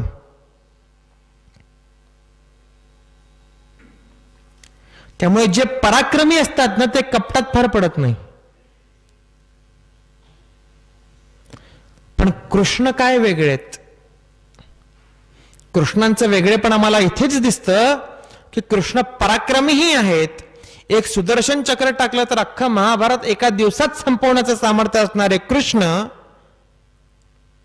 पण त्यांनीही षटेशाठ्यम समाचरित केलं का? कारण तुम्ही जे इतरांबरोबर करता ते तुमच्या सोबत झाल्यावर कसं वाटतं याचा एकदा अनुभव तर घ्या. रथाचं चाक चिखल्यामध्ये फसल्यावर कर्णाला नीती आठवली, तवर नाही आठवली. तर विदुराने राजदरबारात भर्त्सना केली आहे. पुढे पांडवांना मिळाला 12 वर्षाचा वनवास आणि 1 वर्षाचा अज्ञातवास. पांडव बाहेर पडले वनामध्ये. 13 दिवसानंतर विदुरांनी धृतराष्ट्राची पुन्हा एकदा कानउघाडणी केलेली आहे की एखाद्या विशिष्ट प्रसंगामध्ये, एखाद्या विशिष्ट घटनेमध्ये, विशिष्ट परिस्थितीमध्ये दिवसाला सुद्धा वर्षाप्रमाणे मोजण्याचं शास्त्र आहे. त्यामुळे 13 दिवस झाले तर हे 13 दिवस आपण 13 वर्ष मानू आणि पांडवांना पुन्हा राज्यात घेऊन या. त्यांची न्याय्य बाजू, त्यांची धर्माची बाजू, त्यांचं राज्य त्यांना परत द्या. आता जर धृतराष्ट्राच्या मनात खरंच असतं तर हे करू शकले नसते का? पण कुठेतरी दुर्योधनाच्या आड जाऊन स्वतःचा राज्यलोभ. धृतराष्ट्र काय म्हणाले, 13 वर्ष मी युद्धाला मागे ढकललंय, तुला वाटतं 13 दिवसावर खेचून आणू? पण विदुरांनी म्हटलं, युद्धाची तयारी करतच कोण आहे, त्यांना त्यांचं राज्य द्या, दोघे सुखानं राहतील. आणि ह्या कान उघडणीमध्ये धृतराष्ट्राचा इतका त्रागा झाला की त्यांनी सरळ विदुरांना महामंत्री पदावरून काढून टाकलंय. आणि स्वाभिमानी विदुर तात्काळ ते पद सोडून वनामध्ये, जंगलामध्ये राहायला गेलेत. पण कितीही काही झालं तरी विदुरांचा अधिकार काय, विदुरांचं सामर्थ्य काय हे धृतराष्ट्रालाही कळलं. पश्चात्ताप झाला आणि भीष्मांनी कान उघडणी केली ही, म्हणून धृतराष्ट्राने विदुरांना परत बोलवलंय. आता प्रश्न येतो की विदुर का परत आले? कुणी काय म्हणेल, माझा अपमान झाला, आता मी जाणार नाही. पण पुन्हा इथे भक्ताचं राजकारण दिसतं. पुढे हे काय कारस्थान करणार आहेत हे पांडवांपर्यंत सांगणारा कुणी तर इथे पाहिजे. याला म्हणतात सावध भक्त. सदा देवकाजी झिजे देह द्याचा आणि स्वधर्मेची चाले सदा उत्तमाचा. कितीही अपमान सहन करीन, पण जे योग्य आहे, जे धर्माधिष्ठित आहे, जे धर्मनिष्ठ आहे, जे धर्मानुकूल आहे, मी तसंच वागणार.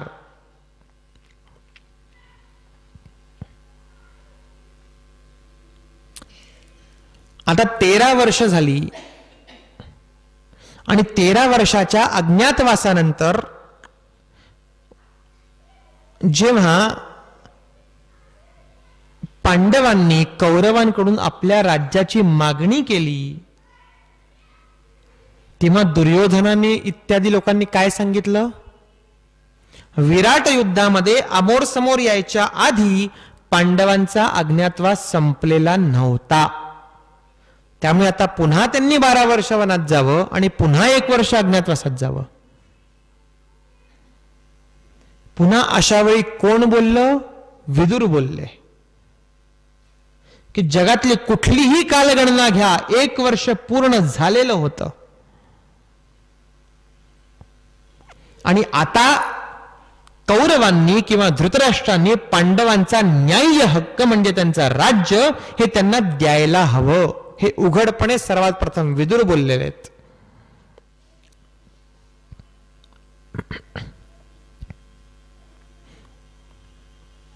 बघा, एक महामंत्री आपण म्हणा, एक दासीपुत्र म्हणा, पण तरीही विदुर योग्य वेळी बोलतायत. आणि ह्याचा परिणाम काय होतो की जेव्हा कृष्णशिष्टाई होते आणि गोपालकृष्ण हस्तिनापुरात येतात तेव्हा कुठेही न जाता विदुरांकडे मुक्कामाला जातात. बरं, आता आपले आराध्य, आपले श्रद्धास्थान आपल्या घरी निवासाला आलेत म्हणून विदुरांनी सोडलंय का? नाही. विदुरांनी तिथे कृष्णालाही उपदेश केलाय की गोपालकृष्ण, तुम्हाला सगळं माहिती आहे की कौरवांची नियत काय आहे, त्यांची नियती काय आहे, त्यांच्या मनात काय आहे, तरीही तुम्ही शिष्टाई करायला का आलात? बघा बरं, विदुर किती परखडपणे बोलणारं व्यक्तिमत्व आहे आणि समतोल साधून बोलणारं व्यक्तिमत्व आहे.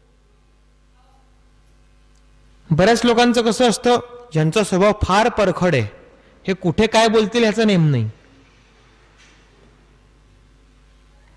हे फार कडक बोलतात बरं, यांचं बोलणं फार कटू आहे, पण त्याचा सत्याशी काही संबंध नसतो. मला राग आल्यावर मी खरं बोलीन, अशी एक स्वभाव असतो. तसं विदुरांचं नाहीये. विदुर योग्य तिथेच बोलतात आणि योग्य तेवढंच बोलतात. आपण काय करतो? स्पष्टवादिता किंवा मी खूप स्पष्ट वक्ता आहे, मी खूप सत्य वक्ता आहे, जिसे शुद्ध हिंदी में कहते हैं ना, चोला ओढ़ के. स्पष्ट वक्ततेचा किंवा सत्यवादितेचा अंगावर पांघरून घेऊन आपण स्वतःचा अहंकार पोसत असतो. मायबाप, अमुक एखादी कृती मला आवडली नाही की माझ्यातला स्पष्टवक्तेपणा बाहेर येईल. ती कृती माझ्याबद्दल असली तरच येईल, नाही तर नाही येणार. तसंच मी समोरच्याशी वागलो तेव्हा मी माझं कधीच आत्मचिंतन नाही करणार. पण माझा अपमान झाला तर माझी स्पष्टवक्तता सरळ बाहेर येते. ह्याला स्पष्टवक्ता नाही म्हणत, ह्याला स्वतःचा अहंकार पोसणे असं म्हणतात. पण विदुरांचं तसं नाहीये बरं. विदुर स्पष्टवादी आहेत, सत्यवादी आहेत, पण जिथे योग्य तिथंच बोलतात आणि जेवढं बोलायचं तेवढंच बोलतात. त्याने कृष्णाला विचारलं, तू का आलास शिष्टाईला?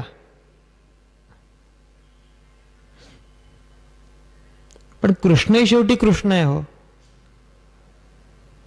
पुन्हा फरक आहे ना की हे धर्म जाणणार आहे, तो धर्म बनवणार आहे. कृष्णाने म्हटलं, मी ह्याच्याकरता, मला माहिती आहे युद्ध अटळ, युद्ध होणारच, हे युद्धाशिवाय ऐकणार नाही. या कुरुवंशाचा नाश दुर्योधन घडवल्याशिवाय राहणार नाही, हे मला माहिती आहे. पण मी का आलो? उद्या कुणी हे म्हणायला नको की पांडवांमुळे युद्ध उभं राहिलं. याला म्हणतात कृष्णाची नीती. कल्पना करा, आपण विदुरांची नीतिमत्ता बघतोय, तर विदुरांचं जे श्रद्धास्थान आहे किंवा विदुरांचं जे आदरस्थान आहे, त्या कृष्णांची नीती काय असेल?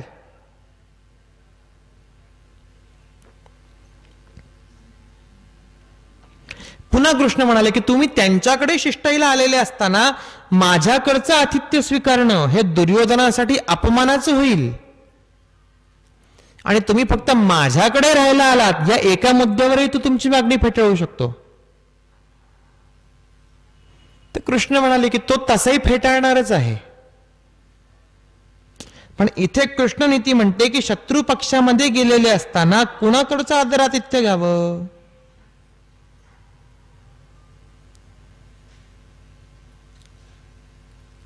शत्रू पक्षामध्ये गेलेले असताना, शत्रूच्या गोटात गेलेले असताना तुमच्यावर कधीही घात लागू शकतो. किती सावध असावं कृष्ण ह्या घटनेतून आम्हाला सांगतात. असं म्हणतात, शिवाजीराजे जेव्हा आग्र्याला गेले तेव्हा स्वतःचा स्वयंपाकी, स्वतःचा पाणपोई, पाणी भरणारा, स्वयंपाक करणारा सगळे महाराष्ट्रातून घेऊन गेले.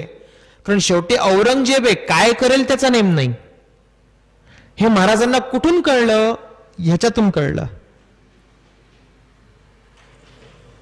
की शेवटी तो दुर्योधन आहे, पांडवांचा घात करू शकतो, तर मला कशाला सोडेल? अर्थात तो काही करू शकणार नाही, तो भाग वेगळा, पण बेसावध राहून चालायचं नाही. लक्षात घ्या, जितका सावध भगवंत असतो ना, तितकाच सावध भक्तांना असावं लागतं. भगवान गोपालकृष्ण विदुरांकडे का गेले? कारण जितका सावधान मी आहे तेवढाच सावधान विदुर आहे. लाक्षागृहाच्या घटनेपासून भगवान गोपालकृष्ण बघतायत की पांडवांचा खरा हितचिंतक, नवे नवे धर्माचा खरा हितचिंतक कौरव साम्राज्यामध्ये एकमेव विदुरच आहे. बाकी सगळे वेळ पडल्यावर गप राहतात, विदुरच बोलतात.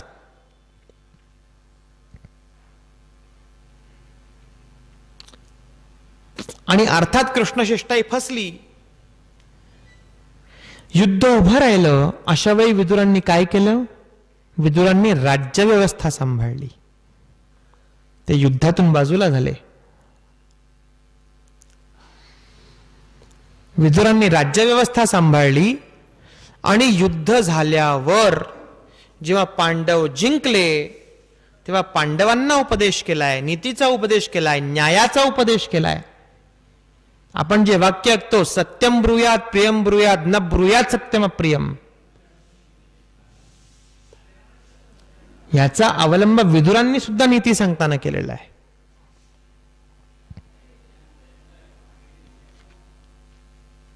आणि आता धृतराष्ट्राला मुक्तीचा, मोक्षाचा उपदेश करावा यासाठी विदुरांनी कुणाला पाचारण केलंय? हो, सनत सुजान ब्रह्मादेवाच्या मानसपुत्राला पाचारण केलंय. याच्यावरून कळतं विदुरांचं योग सामर्थ्य आणि तपसामर्थ्य किती असेल. कारण व्यावहारिक उपदेश जिथे माझं धृतराष्ट्र ऐकत नाहीये, तिथे आध्यात्मिक उपदेश काय ऐकणार आहे? पण एक लक्षात घ्या, विदुरांनी आयुष्यभर राजनिष्ठा आणि धर्मनिष्ठा यामधला समतोल साधलाय. सत्य बोलत असताना, परखड बोलत असताना कुठे धृतराष्ट्राला सोडून गेलेले नाहीयेत. आपल्याकडे काय होतं? अमुक एका व्यक्तीने आमचं ऐकलं नाही, खड्ड्यात गेलो तो आम्ही बाहेर.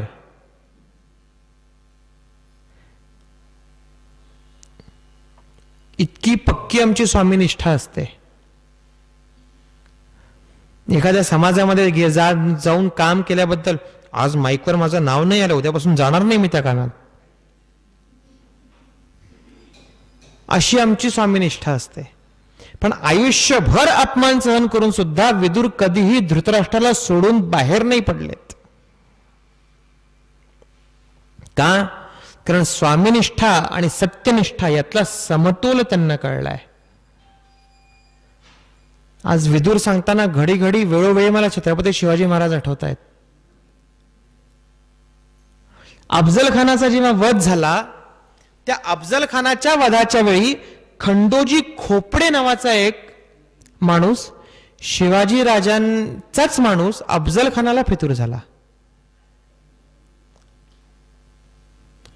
अफजल खानाचं युद्ध संपलं, अफजल खान मारला गेला आणि आता शिवाजीराजे खंडोजी खोपड्याच्या मागावर गेले. कारण शिवाजी महाराजांच्या चरित्रामध्ये एक गोष्ट प्रकर्षाने आम्हाला जाणवते, शिवाजी महाराजांनी फितुरांना कधीही क्षमा केलेली नाही. आता खंडोजी खोपड्यांनी काय केलं? खंडोजी खोपड्यांनी कान्होजी जेध्यांचा आश्रय घेतला. कान्होजी जेधे हे शिवाजी महाराजांकडे वडीलधारी मंडळींपैकी होते, शहाजी महाराजांनी पाठवलेल्या लोकांपैकी. शिवाजीराजे कान्होजी काका म्हणायचे त्यांना. कसं विदूर दिसतात आम्हाला भारताच्या इतिहासामध्ये त्याचा एक नमुना आहे हा. कान्होजी जेध्यांनी शिवाजी महाराजांना सांगितलं, राजे खंडोजी खोपड्याला पश्चाताप होतोय, त्याला घ्या सेवेत. कान्होजी राजांचा अधिकार, कान्होजी जेध्यांचा अधिकार असा की राजे नाही नाही म्हणू शकले आणि खंडोजी खोपड्याला काही काळ सेवेत घेतलं. आणि एक दिवस काय झालं, कान्होजी जेध्यांचं सामर्थ्य म्हणजे काय आधी सांगतो. कान्होजी जेध्यांनी अफजल खानाच्या युद्धामध्ये मावळ्यातल्या, महाराष्ट्रातल्या छत्रपती शिवाजीराजांच्या राज्यातल्या अनेक सरदारांना एकत्र करून 6000ची फौज उभी करून महाराजांच्या हातात दिली आहे. हा कान्होजी राजांची ताकद होती त्या काळात. एक दिवस खंडोजी खोपडे राजगडावर आले आणि शिवाजी राजांना सांगितलं, कान्होजी जेधे शत्रूशी संधान करतायत, राजे सावध व्हा. बघा, फितूर ज्याचं डोकं असतं ना तो फितूरच असतो. आणि मग शिवाजी महाराजांचा जो संताप झाला, त्यांनी सरळ आज्ञा सोडली, खंडोजी खोपड्याचा एक हात एक पाय तोडा आणि फेकून द्या. ही घटना मी का सांगतोय, हे घडलं आणि खंडोजी खोपडे कान्होजी जेध्यांकडे गेले की बघा तुमच्या शब्दाला काय किंमत आहे शिवबाच्या राज्यामध्ये. आता ह्या इतकी घटना ऐकल्यावर ह्या जागेवर आपल्याला ठेवून बघा, आपल्या मनात काय येईल. मी सांगितलेलं असताना सुद्धा राजा असा वागला, खड्ड्यात गेला, आता मी पण जात नाही राजगडावर. कुणीही सामान्य व्यक्ती हे करेल. पण कान्होजी जेध्यांनी काय केलं, कान्होजी जेधे संतापले, प्रचंड संतापले, पण राजगडावर गेले शिवाजीराजांना भेटायला आणि म्हटलं, राजे असं का केलं, आमच्या शब्दाला ही किंमत आहे तुमच्या दरबारात. आणि शिवाजीराजांनी म्हणावं, काका तुमचा शब्द होता म्हणूनच हातपाय तोडले, नाही तर तुकडे करून गिद्धांना खिलवले असते. तो तुमच्याबद्दल टागाळी करत होता. आणि पुढे राजे म्हणतात, काका एकदा विचार करा, शत्रू महाराष्ट्रावर आला की त्याच्याशी संगनमत करावं आणि त्या शत्रूचा जर नायनाट झाला तर तुमच्यासारख्या स्वामिनिष्ठांचा आश्रय घेऊन आमच्या पायाशी यावं. आपल्याला हे स्वराज्य अभिप्रेत आहे का? अशानं स्वराज्य येणार आहे का? मला राजा व्हायची हौस नाही, एकदा हा जिरोटोप तुम्ही डोक्यावर घ्या आणि मग विचार केला मी जे केलं ते का केलं.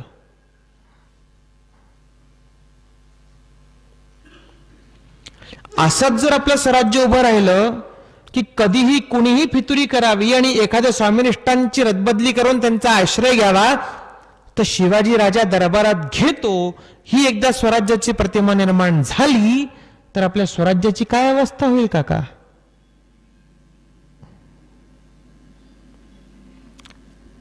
आणि तिथे कान्होजी राजे म्हणतात, राजे आजवर ऐकलं होतं, माणसं चुकत्यात, देव नाही चुकत.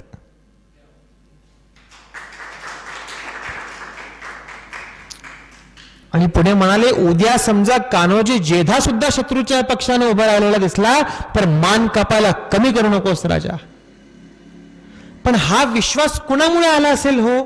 हा विश्वास विदुरांमुळे आला असेल की कितीही अपमान झाला, कितीही माझं ऐकलं नाही तरी विदुर कधी धृतराष्ट्राला सोडून नाही गेलेत. सत्य बोलत राहिलेत, परखड बोलत राहिलेत.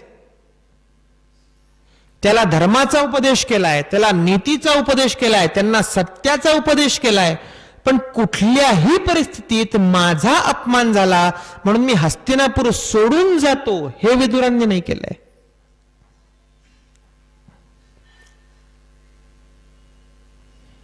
विदुरांच्या चरित्रातून आम्हाला शिकण्यासारखं काय, तर स्वामीनिष्ठा शिकावी. आणि स्वामीनिष्ठा आणि धर्मनिष्ठा यातला समतोल कशाला म्हणतात हे साधणं विदुरांकडून शिकावं. कुठेही व्यक्तिगत अपमान, व्यक्तिगत स्वार्थ, व्यक्तिगत विषय व्यक्तिगत चिंतन मध्ये न येऊ देता धर्मानुकूल, धर्माधिष्ठित, धर्मनिष्ठ राहून सुद्धा आपलं जीवन कसं सार्थक करता येतं हे विदुरांकडून शिकावं. धृतराष्ट्रासारख्या एका महत्वाकांक्षी आणि दुर्योधनासारख्या एका खलनायकाच्या राज्यामध्ये महामंत्री असून सुद्धा त्यांना उघडपणे धर्मनिष्ठेचा आणि धर्माचा उपदेश करणारे महात्मा विदुर आहेत. पण माझं ऐकत नाही. आपला बराच वेळा होतं ना, आपल्याला ते पटत नाही, आम्ही तिथे जाणार नाही. अहो पण नेहमी तसं करून चालत नाही. जर आपली स्वामीनिष्ठा आहे तर कुठल्याही परिस्थितीत स्वामीला सोडता येऊ नये, पण स्वामीला सुद्धा योग्य उपदेश करण्याचं सामर्थ्य असलं पाहिजे हे विदुरांनी आम्हाला शिकवलंय. आज जर आमचा राजा चुकला तर तुझं इथे चुकलंय हे परखडपणे बोलता आलं पाहिजे. आता हेच विदुर जर आम्ही इतिहासात जाऊन बघण्याचा प्रयत्न केला तर आम्हाला दिसतात रामशास्त्री प्रभूणे,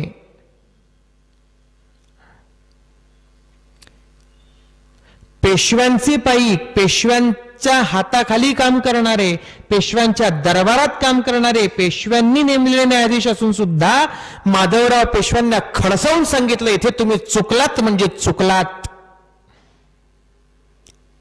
हे विदुर आहेत. कान्होजी जेधे म्हणजे विदुर आहेत. कुठलाही प्रसंग निर्माण झाला तरी मी माझ्या महाराजांना सोडून नाही जाणार.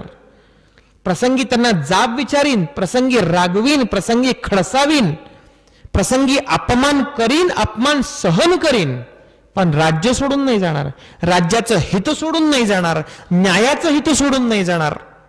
हे जेव्हा कळतं ना तेव्हा आम्हाला विदुर कळले. एक भक्त किती सावध असावा लागतो, किती सावधान असावा लागतो. एखाद्या घटनेबद्दल एखाद्या भक्ताची नजर किती सावध असायला हवी, किती चोखंदळ असावी लागती, असायला हवी, हे जेव्हा कळतं ना तेव्हा आम्हाला विदुर कळलेत. आणि ह्या सगळ्या घटनेमध्ये कुठेही ईश्वरनिष्ठा ढळली नाहीये. भगवान गोपालकृष्णाबद्दल असलेली मनामध्ये अनन्य भक्ती ढळलेली नाहीये. पण भक्ती करतोय म्हणून सावधपणा चुकलेला नाहीये. म्हणून मी सुरुवातीला आज काय म्हटलं, सदा देवकाजी झिजे देह ज्याचा, सदा रामनामी वदे नित्य वाचा, आणि कुठलीही परिस्थिती आली स्वधर्मेची चाले सदा उत्तमाचा, जगी धन्य तो दास सर्वोत्तमाचा.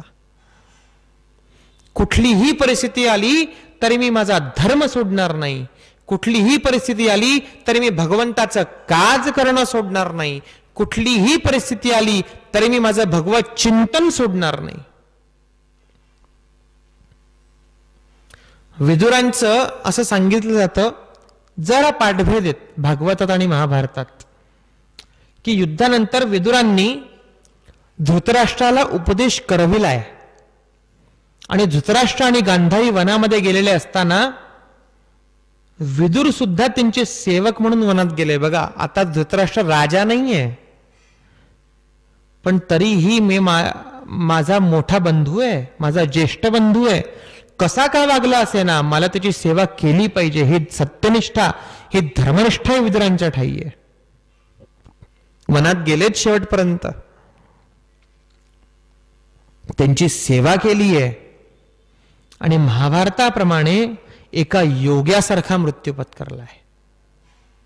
की युधिष्ठिर जेव्हा शोधत शोधत वनात गेले तेव्हा धृतराष्ट्राने सांगितलं की विदुराची अवस्था आता अवधूत अवस्था झालेली आहे. इतक्या आध्यात्मिक स्तरावर ते पोचलेले आहेत. म्हणजे विचार करा विदुरांचं आध्यात्मिक सामर्थ्य काय असेल. आपल्याला फक्त व्यावहारिक विदुर सांगण्याचा प्रयत्न केलाय आज मी. त्यांचं आध्यात्मिक सामर्थ्य काय असेल. साक्षात यमधर्माचा अवतार होते हो. युधिष्ठिर शोधत शोधत त्यांना जंगलात गेलेत, आणि जेव्हा विदुरांनी युधिष्ठिराला बघितलंय, एका बालकाप्रमाणे युधिष्ठिराला जाऊन मिठी मारलेली आहे. आणि असं म्हणतात त्या मिठीमध्ये संपूर्ण आत्मज्ञान युधिष्ठिराला दिलेलं आहे. आणि ती मिठी मारून एका योग्याप्रमाणे स्वतःच्या इच्छेनं स्वतःचं प्राणोत्क्रमण केलेलं आहे विदुरांनी. आणि पुन्हा आपल्या स्वधामाला निघून गेलेले आहेत. पण इतकं ज्ञान असून, इतकी विद्वत्ता असून, इतकी धर्मनिष्ठा असून सुद्धा आयुष्यभर अपमान, आयुष्यभर उपेक्षा सहन करून सुद्धा धर्माच्या बाजूने परखडपणे उभं राहणं म्हणजे महात्मा विदुर. सत्याच्या मागे, न्यायाच्या मागे पूर्ण श्रद्धेनं आणि आहे त्या सामर्थ्यानं उभं राहणं म्हणजे महात्मा विदुर. भगवंताचे अनन्य भक्त पण सावधान असलेले भक्त म्हणजे महात्मा विदुर. अनेक अशा घटना आहेत महाभारतात. नमुना दाखल काही सांगण्याचा आपल्याला प्रयत्न केला आहे, पण ज्याच्यामध्ये आम्हाला विदुरांचं श्रेष्ठत्व कळतं, विदुरांची योग्यता कळते. एक दास असून सुद्धा स्वाभिमानानं कसं जगता येतं हे विदुरांकडून शिकावं.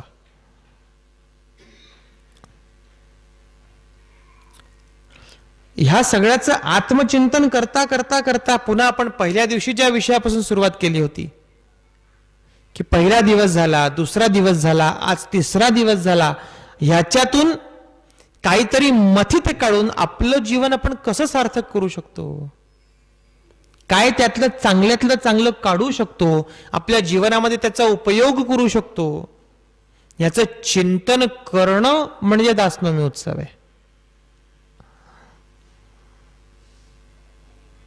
समर्थांच्या चरित्रामध्ये एक कथा येते. अर्थात पारायण करावं, पुस्तकं वाचावी, दासबोधांचं वाचन करावं, त्याबद्दल माझा नकार नाही.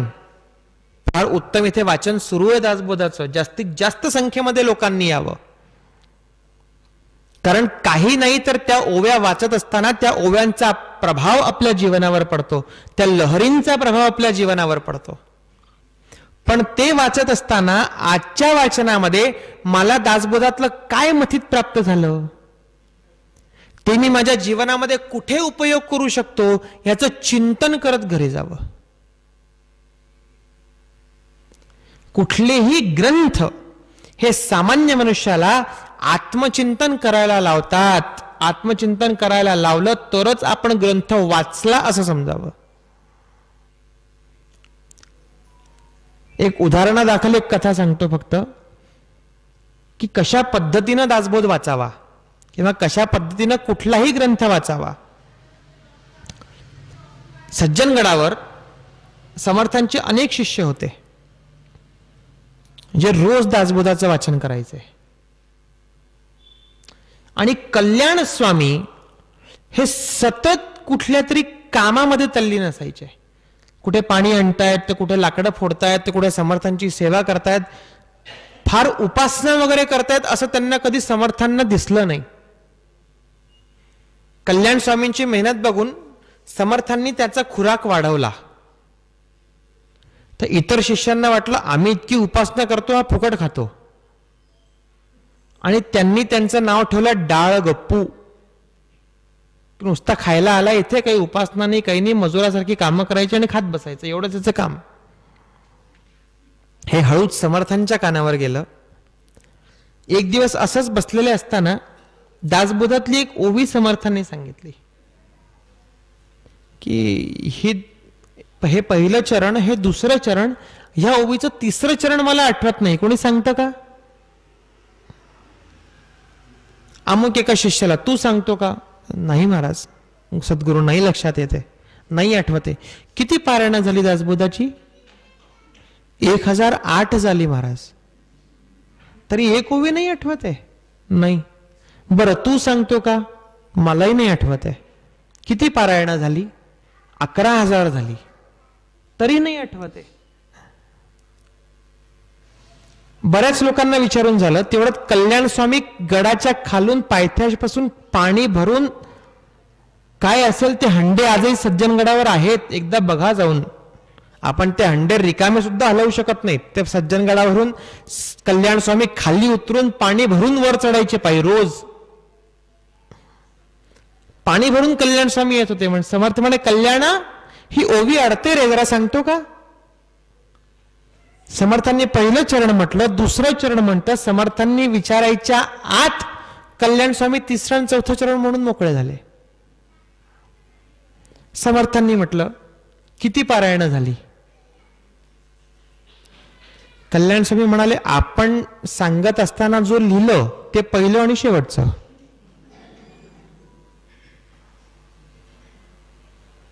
समर्थांनी क्रोधाचा आव आणला, खोटं बोलतोस?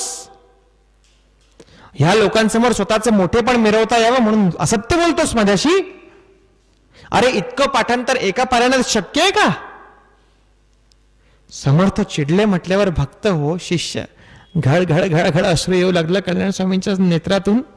आणि महाराज, खोटं नाही बोललो, खोटं नाही बोललो. तुमच्याशी कसं असत्य भाषण करणार हो? अहो, आईशी कधी कोणी खोटं बोलतं का हो? आणि हा सगळा भाव बघितल्यावर समर्थांनी फक्त नजर टाकली शिष्यांवर आणि सगळ्यांना कळलं की समर्थांना या घटनेतून काय अभिप्रेत करून द्यायचंय. की प्रत्येक ग्रंथाचं, महाभारत असो, दासबोध असो, रामायण असो, त्याचं वाचन करत असताना संख्या किती झाली हे महत्वाचं नाहीये. किती मन लावून आपण चिंतन करून वाचन करण्याचा प्रयत्न केला हे जास्त महत्वाचं आहे. आपलं भारतीय अध्यात्मशास्त्र किती झाले याला महत्व देत नाही, कसे झाले याला जास्त महत्व देतं. त्यामुळे हे चिंतन करून घरी जायचं की दासनवमी उत्सवामध्ये आम्ही काय आत्मचिंतन केलंय. दासबोध वाचत असताना आज आम्हाला कुठली ओवी कळली आहे का, कुठली ओवी समजली आहे का? विदुरांचं चरित्र ऐकत असताना, पितामह भीष्मांचं चरित्र ऐकत असताना त्यांच्या चरित्रातून कुठला गुण असा आहे, त्यांच्या चरित्रातली कुठली घटना अशी आहे की ज्या घटनेचा आधार घेऊन आम्ही स्वतःचं आत्मचिंतन करू शकतो, स्वतःचं जीवन सार्थक करू शकतो, स्वतःचं जीवन सुधारून घेऊ शकतो. ज्याला म्हणतो ना रेक्टिफिकेशन ऑफ एरर, हे आपल्या जीवनामध्ये सतत करता आलं पाहिजे हो, सतत झालं पाहिजे. आणि हे करत असताना किंवा हे करत असतानाच किंवा हे करता यावं म्हणून साठीच दासनवमी उत्सव, रामनवमी उत्सव आमच्या हिंदू धर्मानं दिलेले आहेत हो. की कुठेतरी वर्षातून एकदा देवळात जावं, प्रवचन ऐकावी, कीर्तन ऐकावी, ग्रंथ वाचावे आणि स्वतःला रिफ्रेश करून घ्यावं. की गेल्या वर्षभरात आपलं काय गडबड झाली, गेल्या वर्षभरात आपल्याकडून काय चुका झाल्या, गेल्या वर्षभरात आपल्याकडून काय चांगलं झालं, तर ते चांगलं पुन्हा पुन्हा घडत राहो, चुका पुन्हा पुन्हा घडू नये याची काळजी घेणं, याचं आत्मचिंतन करणं म्हणजे उत्सव आहे. त्यामुळे आज विदुरांच्या चरित्रातून काय घ्यायचं, काय मथित घ्यायचं हे प्रत्येकानं व्यक्तिगत विचार करायचा. उद्या आपण कर्णचरित्र चिंतन करण्याचा प्रयत्न करणार आहोत. उद्या रविवारचा दिवस आहे. बरेच असे विषय सांगण्याचा प्रयत्न करीन, त्याबद्दल आजच क्षमा मागून घेतो की आपल्या मनामध्ये काही समज असतील त्याचं खंडनही होईल. की आम्ही तर असं वाचलं होतं, आम्हाला तर असं माहिती होतं, मग बुवा हे असं कसं बोलले, असंही व्हायची शक्यता आहे. किंवा ह्याच्या जागी असं हा विषय अमुक एका पद्धतीनं अशा पद्धतीनं घेतला तर ह्याच्यावर आम्हाला जास्त शिकायला मिळतंय, असाही एक विषय येईल. उद्या रविवारचा दिवस आहे, सुट्टीचा दिवस आहे. त्यामुळे जास्तीत जास्त संख्येने आपण इथे उपस्थित राहाल असा विश्वास आहे. आणि या विश्वासावरच आजच्या प्रवचनाला विरमतो.